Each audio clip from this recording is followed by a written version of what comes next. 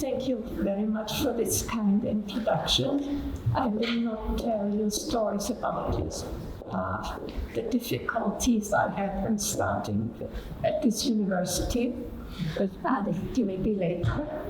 And I'm really very pleased and very honored to have been invited to present some things that are important to me to all of you. I want to basically talk about the contribution of feminist thinking to the topic of this symposium, Radical Software. And I want to go first back in history and present some concepts that have been critical of mainstream computing and tell a little bit where these concepts come from. And in the second part, I want to focus on contemporary approaches to computing inspired by feminist thinking, such as the ethics and politics of care, social justice-oriented design, and other ideas. Going back in history, this is not so much to do with feminist thinking, but I want to mention it because it's extremely important. It's about schools of thought that introduce ideas about democracy and the humanization of work in the late 1960s and early 1970s, like the social-technical system approach, industrial democracy, participatory design, and CCW research, all starting in parallel, roughly in the same time period. And I only want to say a few words about participatory design because it is often mixed up with what is called user-centered design, and participatory design goes far beyond that. It, in a way, is based on the idea that design is a lot about decision-making, and decision-making is, as we all know, the exercise of power, and this is really at the core of PD, the idea to share decision-making power with participants and users in all stages of the design, from the generation of a design idea to its implementation.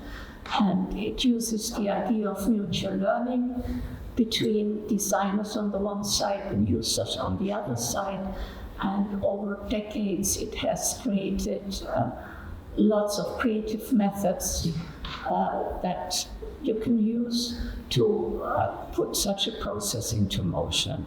And I also want to mention computer-supported cooperative work, which is actually my field of research, and which is a kind of hybrid of ethnography and design, starting from the idea that you have to really have a very detailed understanding of practices in a particular context, work practices, for instance, to be able to build good systems.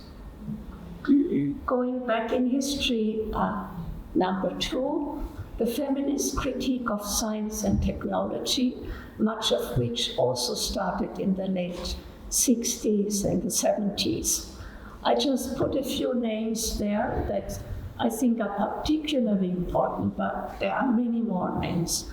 I start with Dorothy Smith, a Canadian sociologist, actually, who is the founder of the so-called standpoint theory, which I don't have much time for that, but to present by a quote. She said, the working class excluded from the ruling apparatuses, as are the many voices of women and men of color, of native peoples, and of homosexual women and men. And she wrote this in 1990. Then Sandra Harding, who was a scientist, and who also used standpoint theory to come to the conclusion the only way to increase the objectivity of scientific findings is by starting from the lived experiences of people who have been traditionally excluded from the production of scientific knowledge. Evelyn Fox Keller, who wrote some very elegant papers about what she called the dualistic worldview, which excludes otherness and difference as non-scientific, while claiming the universality, objectivity, and value neutrality of its own cognitive structures and methods. And she wrote a fabulous book about Barbara McClintock, who at the beginning, the geneticist who was at the beginning of her career was completely marginalized. People considered her colleagues considered her weird, and in the end she won the Nobel Prize. And maybe also Linda Berg and Foster Sterling, two biologists who wrote about gender and biomedicine, and Berg and Wines already in 1987 published an article arguing for the possibility of multiple gender identities. So all this is absolutely not yes. And on the side of technology and feminist critique of technology, I want to mention Cynthia Coburn, who has done fabulous empirical studies about what she called the mutual shaping of gender and technologies. Judy Weitzman, who coined the term technofeminism, proposing to combine feminist thinking with observational studies of technology use. Lucy Suchman, who was inspired by Donna Haraway's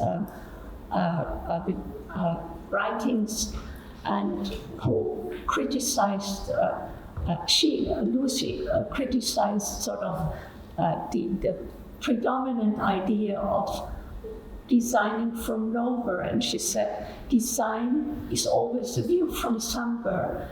And she also wrote about what she called located accountability. You have to examine sort of the somewhere where design comes from, the people, their standpoints, their perspectives, and also those that are excluded. And Lee Starr, who wrote about invisible work, which is often the invisible work of women, the invisibility of women who contribute, and who also did very interesting critical work about standards and classification systems. And then my last point, going back in history, gender in computing, there's a lot to say about that. I want to mention the Women Work in Computerization conferences. The first one was in Riva del Sole in Italy in 1985. By the way, I was part of that. And these conferences brought together women and also men who mostly presented empirical work about how computers were used in different areas of women's work. And there was a strong presence of participatory design in these conferences. Then all the studies that have been done about women in computing, we already heard about the ENIAC women, but beyond that, there are fabulous studies about women in computing from Finland to France, the UK, to Malaysia, where I think computing is practically dominated by women. There are also these examples.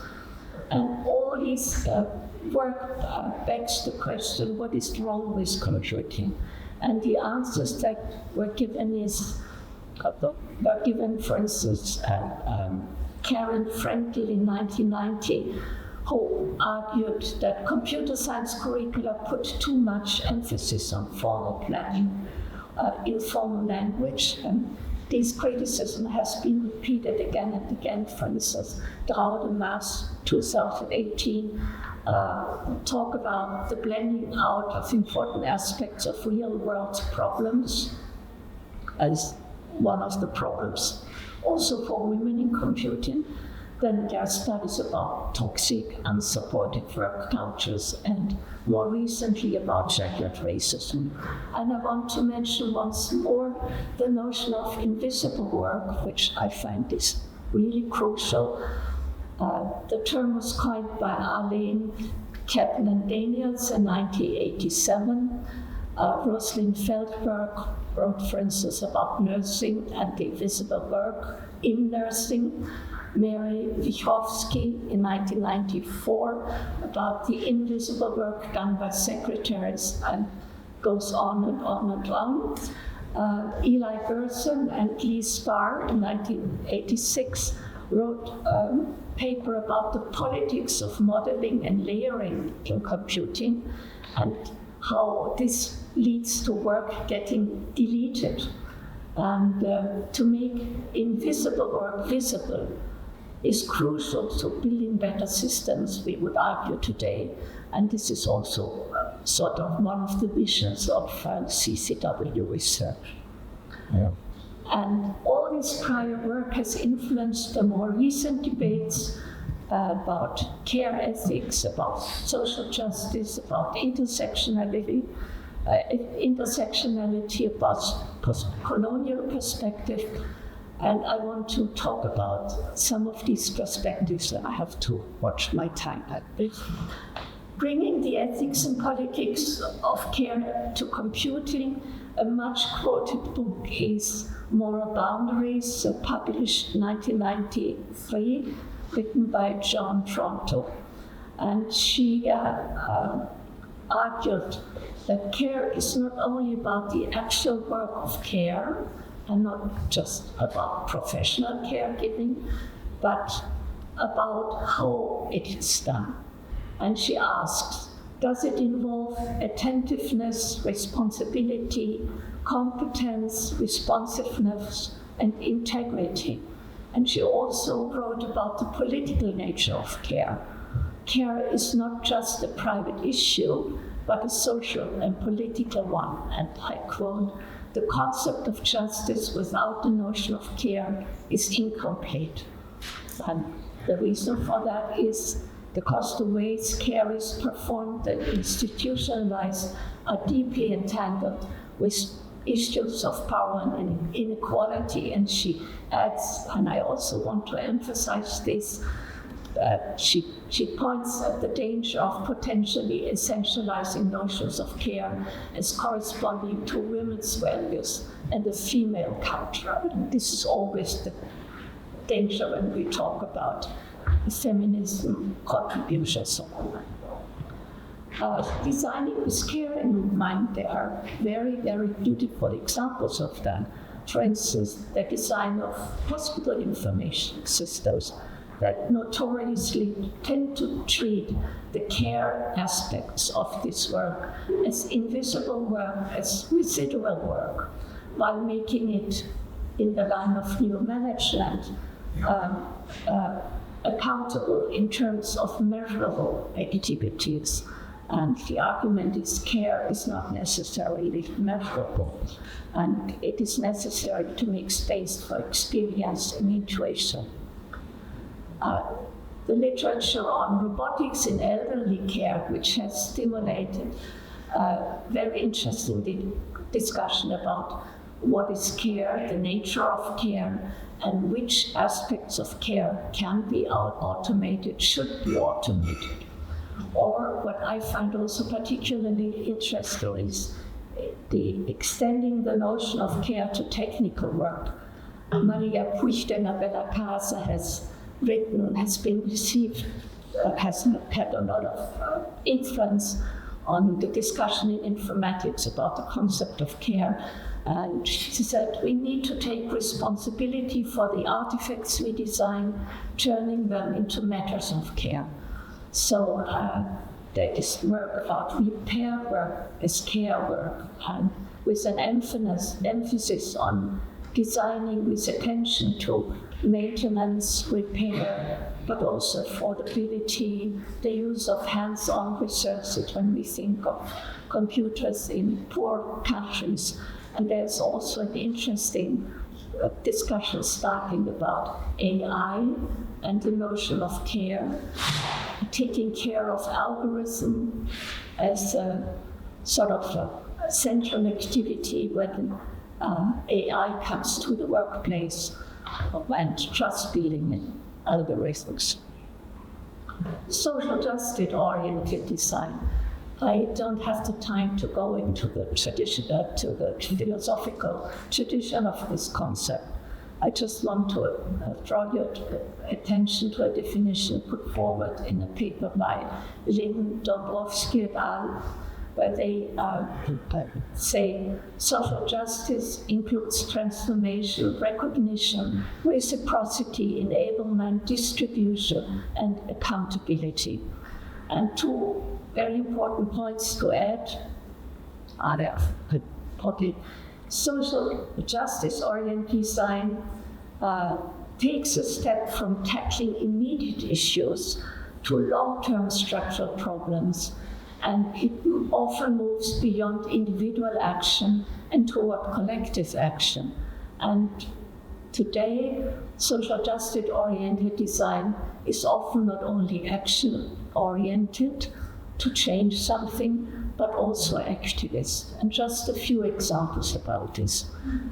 For instance, the work of Angelika Strohmeyer and colleagues who developed an app for sex workers that helped them report and alert to incidents of violence and crime. And this is an app how they demonstrate it makes the situation of sex workers usable. It helps them connect and have a stronger voice. It also supports them in sharing intelligence with police, which is very important because it sort of provides them with direct empowerment through the criminal justice process. Then I have looked at very recent work in CCW and HCI. There are lots of projects about grassroots food sharing initiatives that discuss how to adopt the adoption of a fair distribution model and reflect on how to negotiate fairness. Or, Bernard von Rosner's critical examination of empathy as a concept leading design work with people with disabilities. And there's also relatively new work in feminist AI, a term that goes back to a book by Alison Adam. She wrote in 1998. And for instance, I think a fascinating example, I think it's from Brazil, an open source AI system on judicial treatment of gender-based violence cases against women and LGBTIQ plus people. I've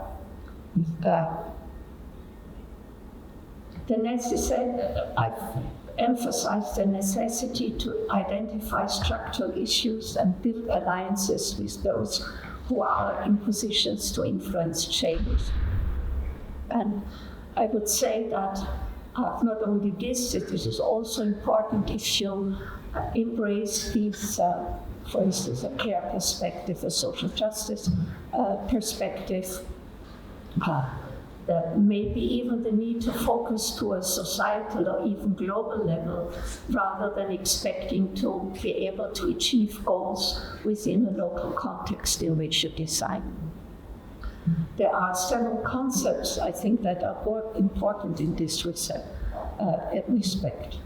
For instance, the concept feminist agency, or Lista has written about beautifully, where she shows that there's a transformative capacity of women's citizenship that they develop through collective experience.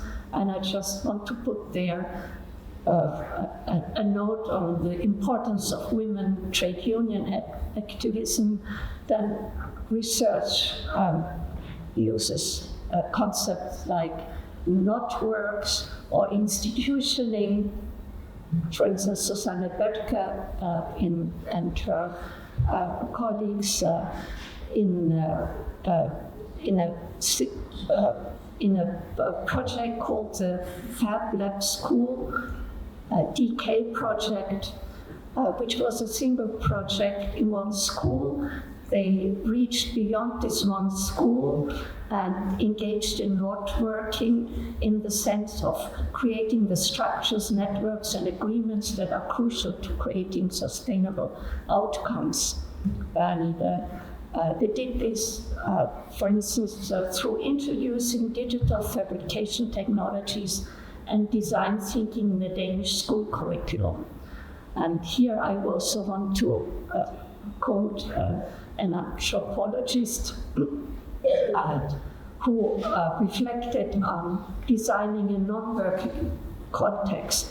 And she, I quote her, wrote, "But what Paulo Freire called conscientization, that is a way of knowing that helps people engaged in struggle become aware of the larger structures that impinge on the conditions of their everyday lives, so that the possibilities for political transformation are recognized even when they are not immediately acted upon."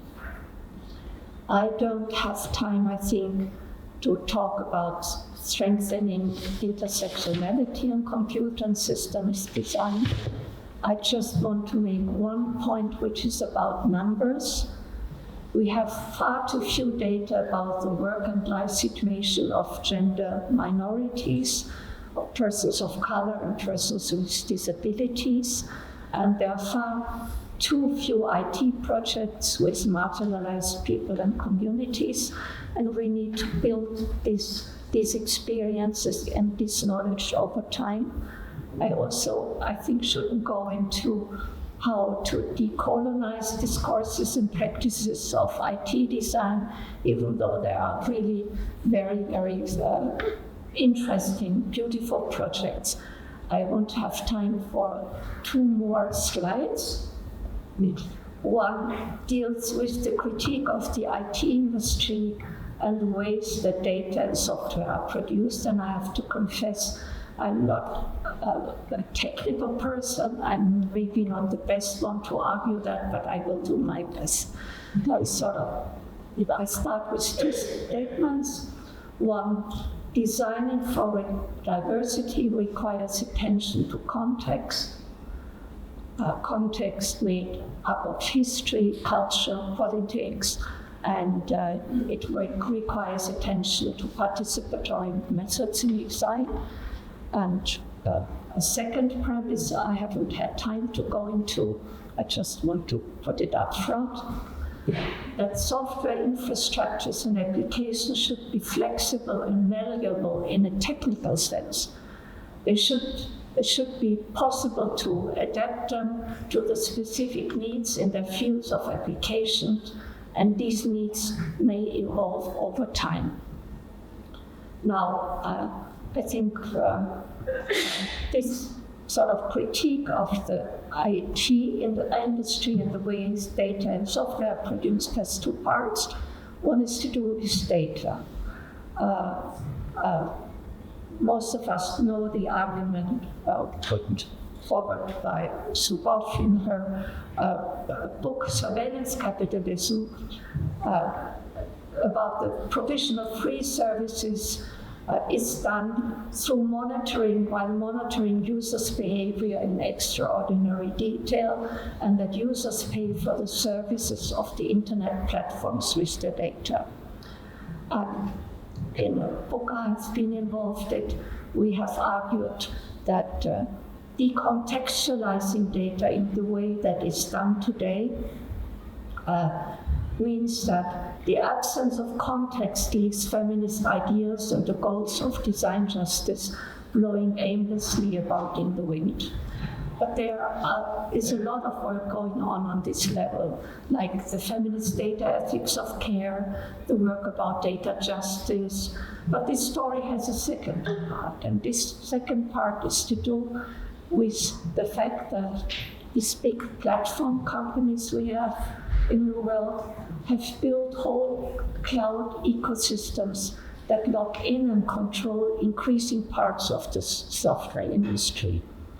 And that, for instance, with AI, trained networks do in fact enable the platforms to automatically adapt their functionality with regard to the individual users, but following the platform's algorithms and embedded intentions, and that's a big dependency. So, in a way, the training of algorithms replaces traditional styles of programming. This morning in the New York Times, I wrote in, with AI, you don't have to be a programmer to create your own software. But with all these developments, the opportunities to alter software so it better meets the needs of women and minorities, and to realize, for instance, social justice in design, get foreclosed. There are very few publications, I think, that tackle this question, and there are some proposals that go in the direction of abolishing private ownership of platform ecosystems and to regulate the platform economy in a strict sense. But we are far from that, I will say. Do I have time, a few minutes to conclude? 1 minute. Yeah. Easy statement.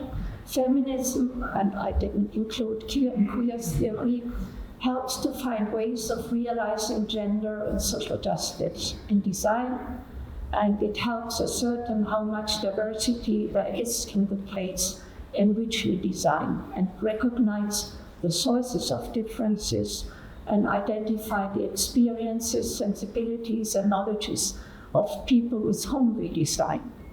And I want to emphasize the need to strengthen participatory approaches and the design of technically flexible, malleable systems to disrupt existing power relations and develop interventions on many levels aimed at challenging inequality, marginalization, and disability.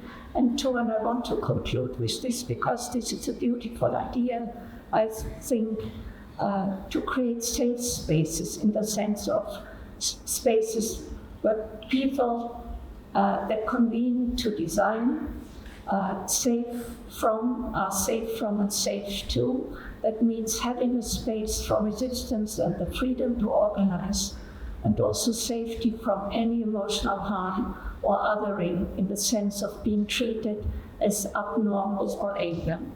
Thank you for your attention.